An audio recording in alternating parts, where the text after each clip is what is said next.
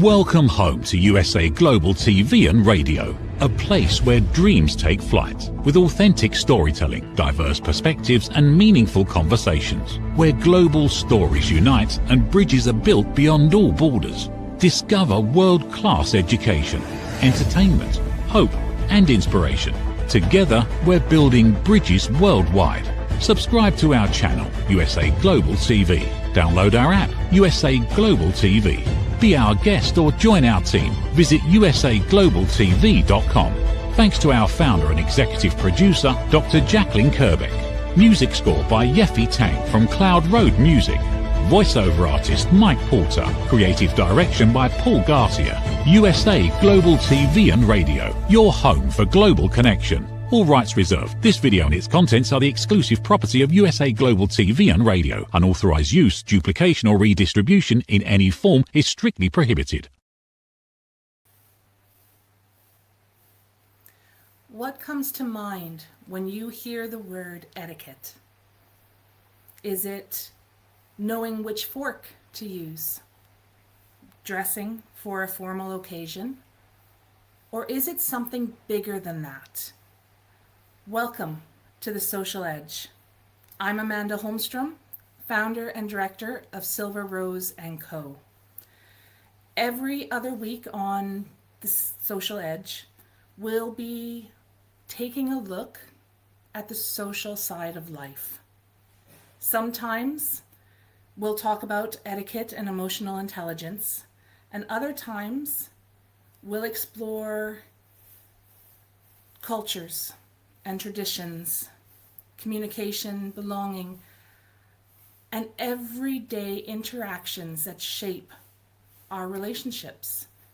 This is a place to ask questions, challenge different assumptions, and discover how small changes can make a real difference in the way we interact with the people around us.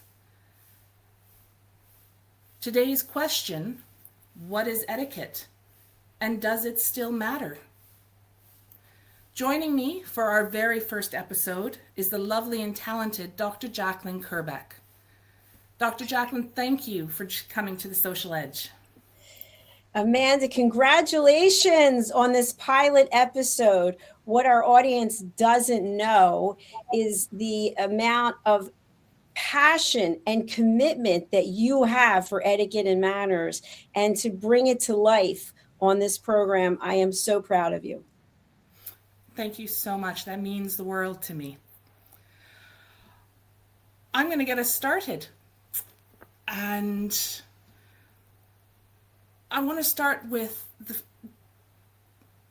Dr. Jack, I don't think you realize the number of times that when I tell somebody what I do for a living, they get this blank look on their face and go, manners and etiquette? Can you teach that?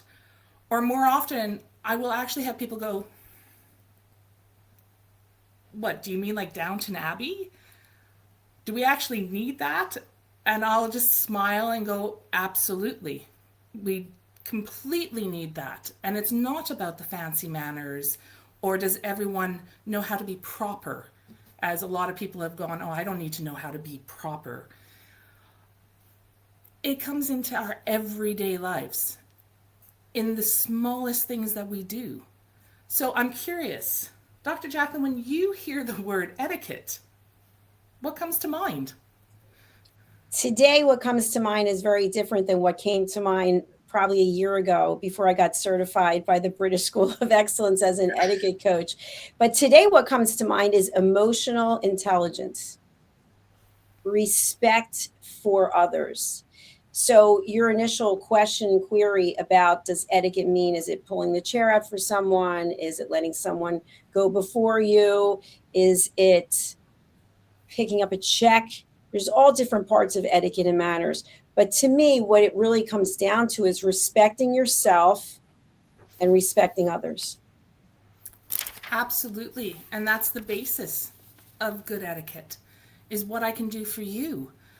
But I think when many people hear the word etiquette, they instantly think rules. Rules on what they need to do in life. And for some, they can seem like very strict rules. But for me, etiquette has never been that. It has never been about the rules. It's always been about helping people feel comfortable or respected, included, as if they matter. And I like to look at etiquette as the guide that tells me how to do that, and the manners is the behavior that you then put into practice. But I find that people use those two words interchangeably and are not always aware that they're two different things, but so closely related that they can seem like they mean the same thing.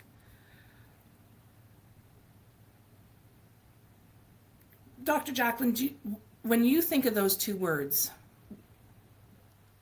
do you think they mean the same thing, or are they two separate?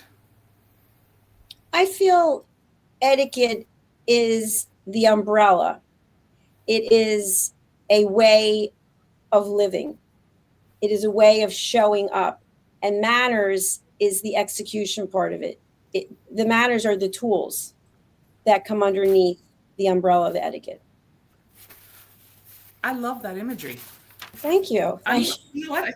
I think I might steal that. Go ahead. I just came up with it. What a good way of describing it. And I think you're absolutely right. That's exactly what it is, right? Etiquette helps us understand what's appropriate under that umbrella, right? And all the different situations, and our manners are how we put that into practice. Now, I went through the same training as you with the British School of Excellence, and one of the quotes that stuck with me from day one was that etiquette are the traffic lights of human interaction. They help us know when to pause, when to proceed, and how to share space smoothly. And I remember hearing that for the first time and thinking, wow, that's it. And one of the things I've discovered over the years is that the definition of etiquette never changes, but the way I explain it has definitely evolved. And it still continues to evolve, and it'll change depending on who I'm talking with at the time. Now, I've worked with children as young as 2 years old, and I right through to adults. And when I'm working with young children, I've learned that I have to keep the explanation of what etiquette is very, very simple and revolve it around something they'll understand. Like, etiquette is how we use our words and actions to help our family and friends be happy. But then it evolves again. As children get older, I've learned that you can introduce more vocabulary and more thoughts into it, respect and responsibility, confidence. And we talk about understanding how our words and our actions affect the people around us. But then it changes again when you get to teenagers and adults. And the conversation then starts to include first impressions, communication and confidence, our friendships. We bring in public speaking, interview skills, and preparing for adult life. But the one thing that I found is that the definition doesn't change. The principles do not change. It's just the language. So Dr. Jacalyn, you've coached people from many different backgrounds through USA Global and through your workshops in public speaking and through elevated listening. Have you found the same thing, that the principles stay the same, but the way we communicate with each other or communicate them changes depending on who we're working with? Absolutely. They're the same principles like you were just describing. And it basically comes down to the situations change, but the foundation doesn't change. And as we evolve, we learn new skills. that are under that category of manners that come underneath the umbrella of etiquette. But anytime someone shakes their head and says, oh, I don't care about etiquette and manners, well, what if someone was so disrespectful to you on a regular basis? Everywhere you went, you were disrespected. You would quickly learn how important etiquette and manners are, because we sometimes take for granted the fact that certain people we relate to, we deal with, we have in our life are practicing etiquette and manners. But when someone's not, we know it right away, because it doesn't feel good in our heart, doesn't feel good in our soul. And we think to ourselves, why are they treating me this way? And then if we don't process it, we may then go and treat someone else, because we're dealing with all of this unkept, this anger that we have nowhere to put. So etiquette and manners is important every day in everything we do. I can't agree more. I do think that people don't realize how much they use it, and in so many situations around them. I think they forget that etiquette is something as simple as holding a door for someone, or wishing them a good morning, or saying something as simple as please and thank you and meaning it. So I think you're absolutely right, and that is something that people need to relearn, is that etiquette is so important in our everyday life. And as you said, without it, the way you're treated is going to feel very, very different. Because it is that etiquette that keeps you from yelling at a stranger on the street because they accidentally bumped into you, or you're not walking fast enough and you're in their way. It's the etiquette that's going to keep them from belittling you or calling you a name or telling you to get out of the way. Or at work, it's the workplace etiquette that's going to help it become a safe environment that you're happy to work in. It's going to come into play when you send an email or you go into a business meeting. And that's something I know you have experiencing, because you worked in corporate for a number of years. Before building USA Global,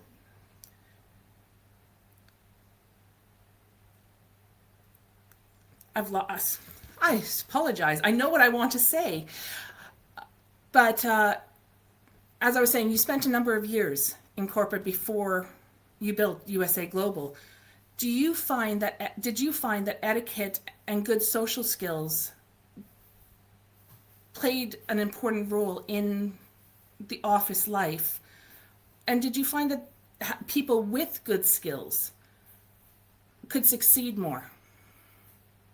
What I found, and I don't believe it's changed, whether you're in corporate or whatever the environment is, that when you lead with etiquette and manners, people remember you for a positive reason. And when you don't, people remember you for another reason. People will remember how they felt after the interaction they had with you. And too often, I think we're so wrapped up in our own world. In my opinion, as someone who does coach and provides private advisory and interviews, I've interviewed over 10,000 people. One of the places that I feel that we're lacking in humanity is social etiquette, meaning people walking around with their phones on speaker in a public place. And I've witnessed this, and I've talked about this before at the gym where I work out, which is a very nice athletic club. They call them, I forget what it's called. It's athletic and country club together. People are on the phone in the bathroom stall, and the phone is on speaker. And I think to myself, could you not have just gone to the bathroom? And by the way, no washing of the hands, and then going and touching equipment. People don't realize everything that you do. There's cameras everywhere. We're always watching, whether we like it or not. And people have no boundaries almost. In the locker room, for example, there are signs everywhere that if someone can hear your conversation, it's too loud. People don't care. They have a full-blown conversation that everyone can hear. And by the way, did they bother to tell the person on the other end that anybody in the locker room can hear what they're saying? No. You go to the grocery store, people are pushing the cart with the phone on the speaker. And I think that we've gotten to the point where we forget about where our boundaries end and someone else's begin. You're absolutely right. And I love the example you used of the bathroom stall, because I've got one of those as well. That it was a couple of years ago, and I was in a mall, I was in Edmonton in a mall, and in the stall, and the person next to me was on a phone call. Very personal, something I know I should not have been hearing. But the person on the phone asked a question, and it was actually the person in the stall next to them who answered the question. And I remember sitting here going, oh my goodness, because it just went dead silent. And the person who was in the stall next to me went, excuse me, this is none of your business. And the other person went, well, I can hear it and I have something to say about that. And she started giving her full opinion. And I'm just sitting there going, okay, I think I'm done and I need to go. It was really uncomfortable. And I feel so bad for the person who was going through such a traumatic experience, because now everybody in the bathroom knew about it. And you know that that other person is going to leave the bathroom stall and they're going to discuss it. Of course they are. They have a story to tell. And I think you're right. People just, they're not aware of how it's affecting the people around them. And that is definitely something that needs to change. And same with the locker room, having quiet conversations. I know for myself, and you can't help it when an argument arises sometimes, because you will have a difference of opinion. But I've been in public and my husband and I will not agree on something and it turns into a little fight. Let's be honest. But I'm very aware of the people around me and the fact that they don't want to hear us disagreeing. And Brian and I have gotten very good at going, okay, we'll wait now until we're in the car, we get home. And we revisit it, and by then we've actually had the chance to cool down as well, so we can really discuss it. But it is being aware of where you are. But also being aware of what it looks like to the people around you. Brian and I were working at a school together, and we got to school in the morning one day and we got called into the principal's office. And we both go in and the principal looks at us and goes, so I hear you guys are getting a divorce. And Brian and I are just looking at each other going, what? This is news to us. And he goes on to tell us that first thing that morning, he had a parent already come in and tell him that we had been seen fighting in the supermarket over the weekend and we were splitting up. And both Brian and I are looking at each other going, okay, no, we weren't fighting. We had a little disagreement over what kind of, I can't remember if it was cheese or a meat that we wanted to get. And I was being difficult because I did not want to be out shopping. I wanted to be at home. And I wasn't happy that I'd been forced to get up and come out, and Brian was not having anything to do with it, so he'd gone off to a different counter. It wasn't major. There was no bad words or fighting about it. It was just I was grumpy, and we went and did our separate shopping and then went home. But the principal went, okay, I need to remind you that as teachers, you're always seen. You are in the public eye. And you have to remember that what you put across affects the people who see you. So when we leave our house, make sure you're smiling, you're in a good mood, because the people we interact with will take their cues from how we behave. And if we're not happy, no amount of smiling is going to clear that up, because our body language will say something else, and that will affect them. Dr. Jacalyn, have you ever found something like that for yourself? Absolutely. I think what it comes down to is that old expression about airing dirty laundry. And it is awkward for people in the public when they see a situation unfolding and it looks like something is happening that really people don't want to be a party to. And so thank you for sharing your story, because that just goes to show how people can make their own inference from something that they see. But you brought up a very good point. And I think it has a lot to do with what I shared before. Now, the fact that there are cameras everywhere, we're always being watched. When you are a person in the public domain, or you are someone people look up to, then it's expected that you're going to behave a certain way, whether you feel that way or you don't. And let's face it, we all have emotions, we're all human, and we're not at our best every moment of the day. I think the key point is that we're aware of what's going on. And so you mentioned that there was an awareness, okay, let's table this and we'll talk about it in the car. I know countless times it's been me sitting at a dinner table with someone, and there's an argument taking place, and it's just mortifying. You just want to run and hide. And not only do you already feel badly about the fact that you and this person are having this disagreement, but now the server's involved, the manager's coming over. I mean, I could tell stories, and it's like, oh, I can never go in there again. And that to me is a lot of drama. And I'm very happy I don't have that drama anymore, but I certainly have had it many times in my life. But I think the point of where we're going with this whole etiquette and manners is that just because we are going through something in the moment doesn't give us the right to make it everyone else's problem.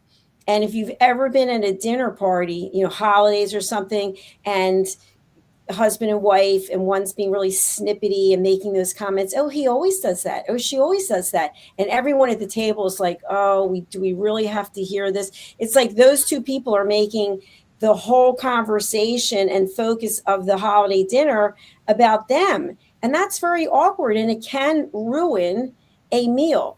So I guess what I'd like to say about this is that it goes back to that saying, if you don't have anything nice to say, don't say anything at all. I can't agree more. Absolutely. And I've said that to my children as well.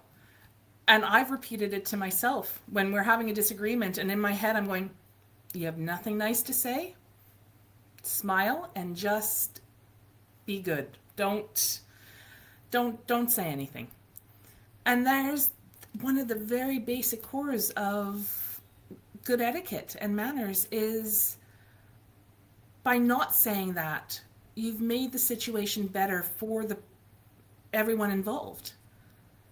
Because you're not trying to one up somebody by being the last one to say something or the one with the most memorable thing to say.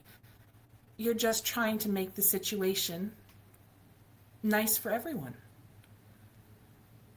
And Amanda, I want to jump in with what you just said, because I think that is such a key point when you just said about having the last word. I was thinking about this today. You exchange emails with someone, and then the person writes back, well, then do you write, like, where does it end? Somebody has to say, okay, there's no more reason to go back and forth. And it's the same thing in a disagreement. It goes to that part about the fire building, right? You blow oxygen on it, and the fire, the disagreement, it gets hotter and louder. And before you know it, now you're talking about, I couldn't stand what you did 20 years ago, right? We're bringing everything in and throwing it on the fire. Let's burn it all down. And both parties feel horrible at some point when you sit back and look at it. So to me, what I like to think of is this. not everything has to have a final answer. So if you and I exchange an email or a WhatsApp, we don't have to go back and forth 50 times. Oh, she said this, make sure I do this. And we feel that way as humans, right? Who's going to get the last word in? So what I think is important is there's no right or wrong, but at some point, it's not about who writes the last text or who writes the last email or who has the last word. It's about both people feeling that the issue has been brought to a close. Absolutely. And I know it's looking at it and going, is there anything else that needs to be said? And sometimes you go, oh, but I can't just leave it there. Well, yes, that's okay.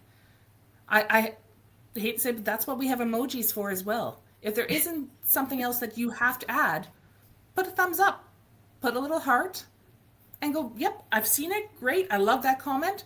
The conversation's done. You do not have to keep emailing back and forth. Oh, thank you for this. Thank you for that. And then coming back again going, oh, I appreciate that. Oh, thank you. That makes me feel so. Stop. I love that. That's what emojis are for. I love that. I love it. And Amanda, I want to say this also. When I mentioned before, I don't know if it was this show or the last one, about knowing your audience. If you know someone in your life, whether it's personally, professionally, they have an issue with something, whether it has to do with you or just something, why are you bringing it up? Why are you putting it in their face? And I'll give an example that probably the whole world can relate to. If you know someone does not like the president of the United States, and you decide to tell them how much you do like the president of the United States, well, you have opened a door to say, bonfire, everyone, let's bring it all out. Okay, wear your fire retardant uniform. Just so the point is, if you know your spouse in general, you know your child, your business partner, you know that they have very strong feelings about something, and you're going to bring something that's counterintuitive, and you know they're not open. Not everyone's open. But what do we think, Amanda? I'll get them to change. I'll get them to see my point of view. Probably not. They have to be open to receiving. So my final part on that is, it's not a duel. You're not arm wrestling, okay? You're basically thumb wrestling, right? A little thumb wrestle. And it's kind of like, let them have the win. You know how they feel about the situation. That's good etiquette and manners. It is. Very much so. And what you've just said actually brings to mind something we've discussed before about how you can't change people. They have to want to change. And you're absolutely right, good manners, good etiquette. One of the bases of that, and it's something, again, that we use in everyday life that most people might not be aware is etiquette, is the do's and don'ts of what you discuss. You're Dr. Jacalyn, you're 100% on the ball with, if you know it's going to bother someone, you don't bring it up. You do not discuss it. As you said, politics. That's not something you're going to discuss with somebody you know, you love, one of your best friends, if you know it's going to upset them. But it's also something that you would not discuss in an everyday conversation with anyone, because you don't want to discuss things that could cause friction.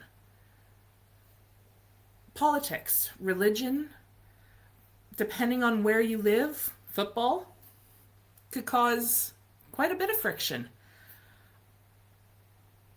And I think it's a very good point that you bring up. And something that people have to work on. Because I think it's important that we understand what our motivation is. If we are bringing up something that we know the other person feels very strongly about and has a completely different opinion, We do this as humans. You want to get under your spouse's skin. You know how to push the buttons. So what do? You say something controversial that you know is really going to make that person mad. And you could be doing it for a number of reasons. It's a tactic that people use all the time when they want to get a divorce. For example, let me just get the person to hate me. And then let the person decide they're going to leave, right? Or we can use flattery. Maybe there's something that we really want, and we decide to butter up our partner and saying, oh, you're so great. I love this. I love it. By the way, could I have $10,000? Whatever the case may be. So think about what is the motivation behind the behavior and what is your approach? Because to me, when I just shared those two scenarios, that could be underneath the category of manipulation or even passive aggressive behavior. So when we are direct but polite to let someone know, that's not a topic I really feel comfortable discussing. And then you say, oh, really? Well, why is that? No, the door wasn't opened. You don't have permission. And I think that's where we forget a lot of times, setting a boundary, but asking permission. How would you feel, Amanda, if I discuss this subject with you? If you say no, I'm not comfortable with it, and I keep going, well, I have no manners. Nope, and you're right. And that is something I think a lot of people aren't aware. They have that right to do that. And I love how you've approached it as, can I discuss this with you? It's controversial, but it gives them the chance to say no. And that is all right. It's the same as if you're at a dinner function or a business meeting and somebody is discussing something, try and change the subject politely. And if it doesn't, it's all right to turn to them and say, I don't think this is a subject for right now. I'm happy to revisit it later if you are. How about we discuss this, or just change the subject at that point? And if they still won't acknowledge that this is not something you want to discuss, it is all right to walk away. And that is something a lot of people don't realize, is in their heads, for them to be polite, they have to stay, they have to smile, they have to just listen. But that doesn't protect you. And it's not going to make the people around you comfortable. Because if you're feeling uncomfortable, there's a good chance somebody else is as well. So don't be afraid to go, you know what, I would like to discuss this later on, but how about right now we discuss and come up with something. I don't suggest going, oh, let's discuss the weather, because they know you're trying to get out of it. Absolutely. And Amanda, an example that I can think of that probably most people can relate to is in the process of growing up and going to school. I remember there were all different cliques of people.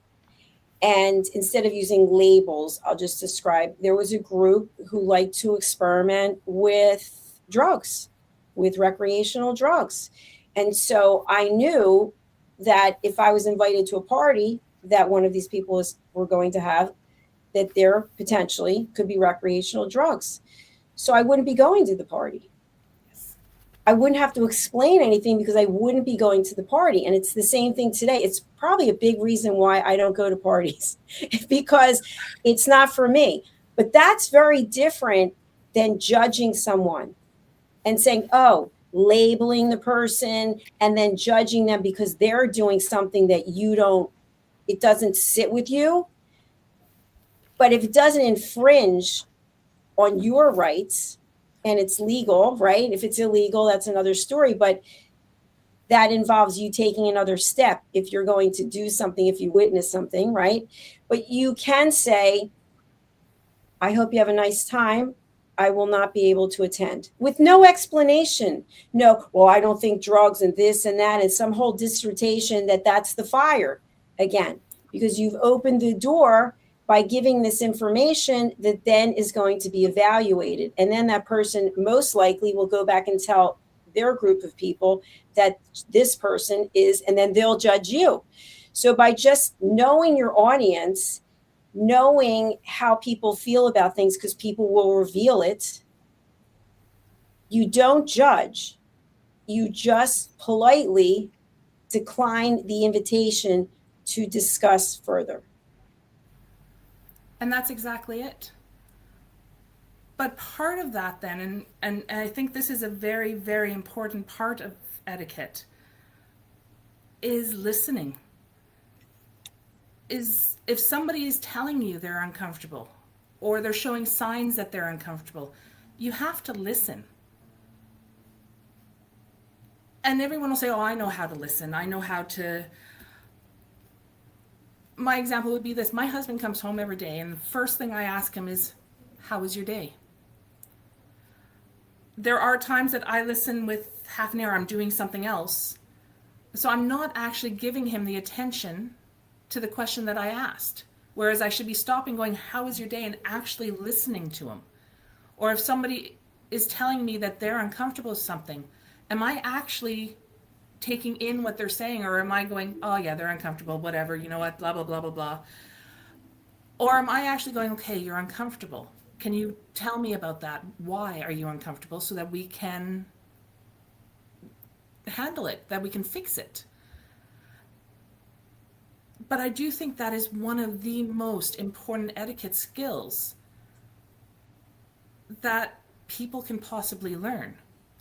Now, Dr. Jacalyn, one of your titles is the listening mentor. You have created this brilliant program of elevated listening.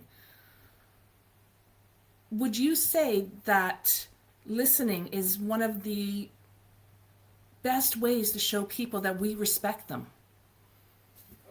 Absolutely. And I think a big part of that is the judgment piece, because it's so easy to judge for any number of reasons. People could be watching right now and judging us for what we're saying, what we're wearing, what the background looks like, any number of things. And we have no control over that.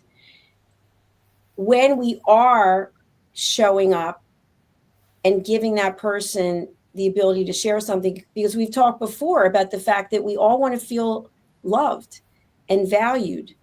And many people feel invisible because they are judged by the way they look, by the way they speak, where they come from, on and on and on. And there's no one who will take the time until they find someone comes into their life and gives them that attention, and it changes everything. And I have one more example I want to give, because I think it's something people can relate to. In addition to not ever doing recreational drugs, I don't smoke. I've never smoked cigarettes, marijuana, anything. And I am not in a position where I actually am with anyone who's smoking pot. I mean, where I live, there's some pot smoking that's going on, but that's another story. But I occasionally will have to be in the presence of people who are smoking cigarettes. I do not smoke cigarettes. I do not want to be around cigarettes. I'm a health nut. And it's difficult because you can have a good relationship with someone and yet they're a smoker. And so how do you handle that? And I've been in that situation, and it is awkward because the person has the right to smoke, right? It is legal to smoke cigarettes. They can smoke their cigarettes, especially if they're in their home. And at the same time, I have certain feelings about it from a health perspective. And so you actually have to sort of put it out there. I respect the fact that you smoke cigarettes. I am a health nut, and I prefer not to be around smoke. You don't go through a whole long dissertation. My father died of cancer. Like, no one cares. No one wants to know it. Then the person knows. And so they have a choice. They can say, okay, if I'm going to be in her presence, I'm not going to smoke, or I am going to smoke. And then she has to figure out what she's going to do. So the point is, you can stand up for what you feel in a respectful way.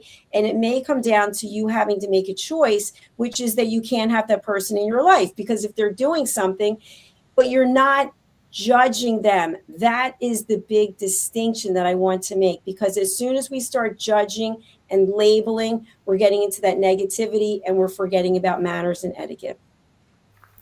You're absolutely right. And I'm the same way. I grew up in a household full of smokers, and I can't stand it now that I'm an adult, and I choose not to go into those situations.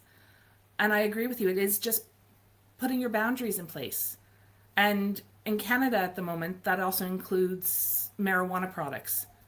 I cannot stand the smell. I can't stand the effect that it has just walking through somebody's secondhand smoke. And so I choose not to be in those situations. And I've done the same thing as you have, where I go to the person, I don't smoke. I prefer not to have it around me. Would you mind? And you know what? Most people are quite good at then going, okay, I'm just going to go outside and I'll come back, and fabulous. But sometimes if it's that much of a deal breaker, then you're absolutely right. You have to make that choice on whether that is somebody you want to be around. But Dr. Jacalyn, we are out of time for today, though I could go on talking about the subject for forever. It is a subject that's dear to my heart.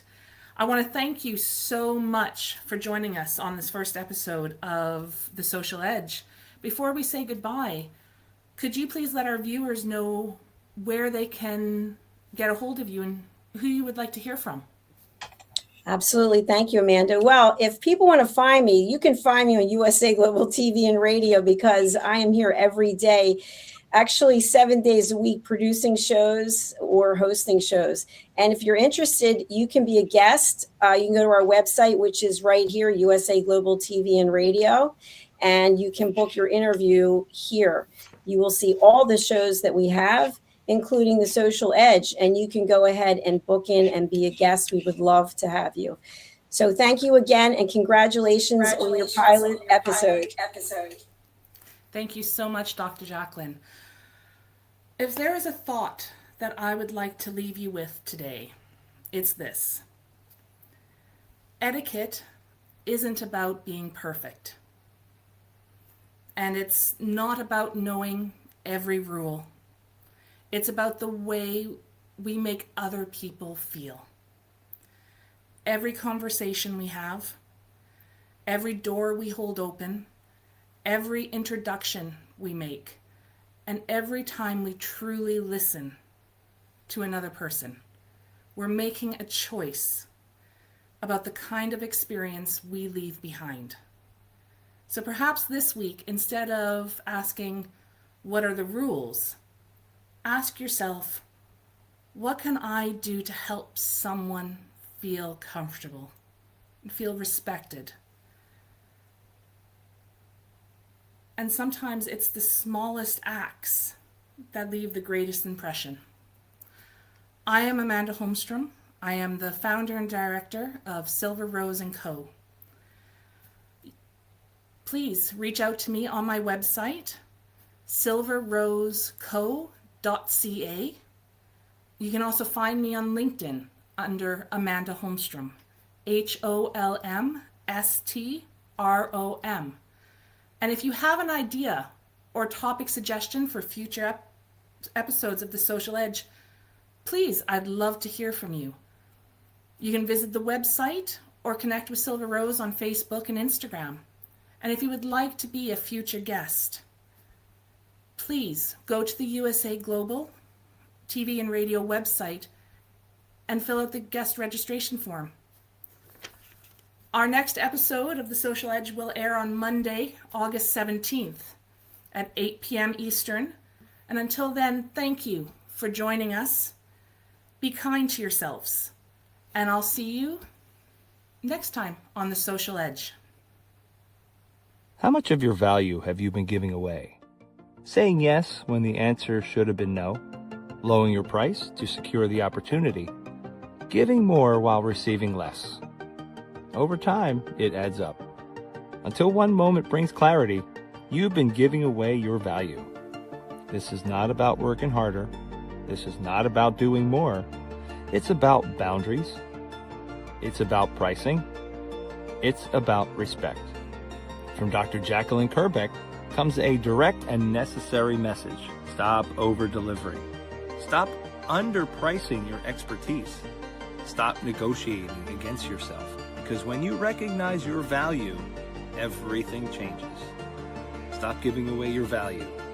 Boundaries, Pricing, and the Business of Respect. Available now wherever fine books are sold and on Amazon. A film by USA Global TV and Radio. Executive producer Dr. Jacalyn Kerbeck.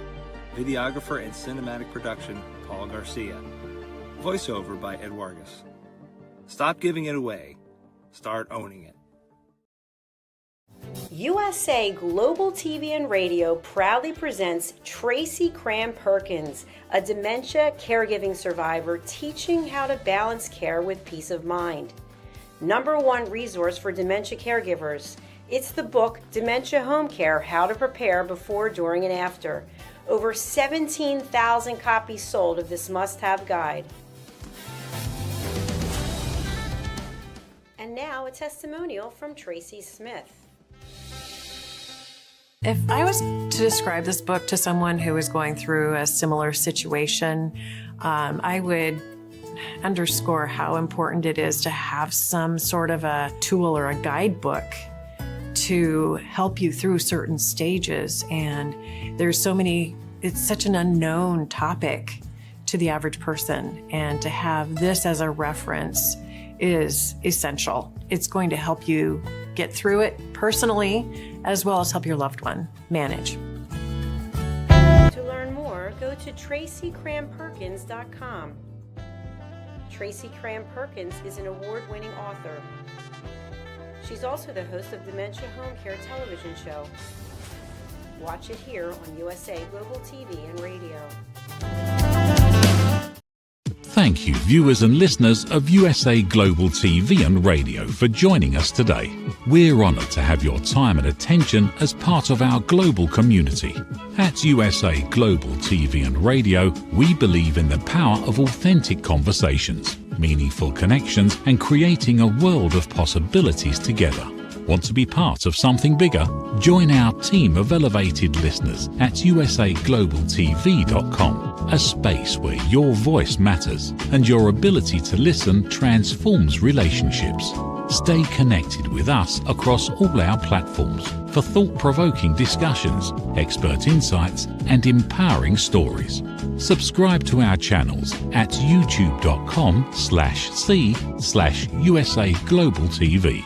Follow us on social media and explore the endless opportunities we're creating for growth, learning, and inspiration. Together, we're not just broadcasting, we're building bridges and changing lives one conversation at a time. For inquiries, contact us at info@usaglobaltv.com. Produced by Executive Producer and Director Dr. Jacalyn Kerbeck. Voiceover by Mike Porter. Creative direction by Paul Garcia. All rights reserved. Visit usaglobaltv.com to view our full terms and conditions.